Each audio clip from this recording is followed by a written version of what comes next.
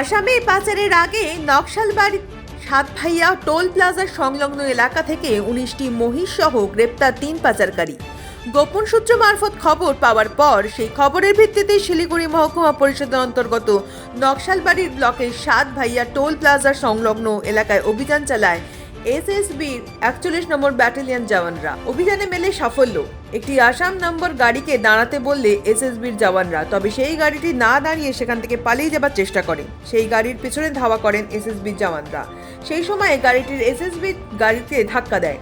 SSB জওয়ানদের গাড়িটি ক্ষতিগ্রস্ত হয়। জওয়ানদের গাড়িটি দুমড়ে মুচড়ে যায় এবং দুজন কনস্টেবল গুরুতর আহত হন। যদিও পরবর্তীতে নকশালবাড়ি থানার পুলিশও গাড়িতে ধাওয়া করে ফেলেন।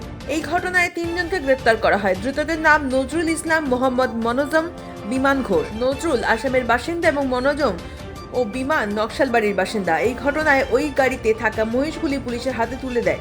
নকশালবাড়ি থানার পুলিশ সূত্র মারফতে জানা গেছে, ওই গাড়িতে মোট ১৯টি মহিষ ছিল। উদ্ধার হওয়া মহিষ নকশালবাড়ি থেকে আসামে পাচারের ছক করেছিল পাচারকারীরা। তবে এই ঘটনার সঙ্গে আরও কে বা কারা জড়িত তারা খতিয়ে দেখা হচ্ছে। আহত এসএসবি ২ কনস্টেবল চিকিৎসা চলছে। ধৃত ৩ জনকে শিলিগুড়ি মহকুমা আদালতে তোলা হবে। গোটা ঘটনা তদন্ত নেমেছে নকশালবাড়ি থানার পুলিশ ও এসএসবি।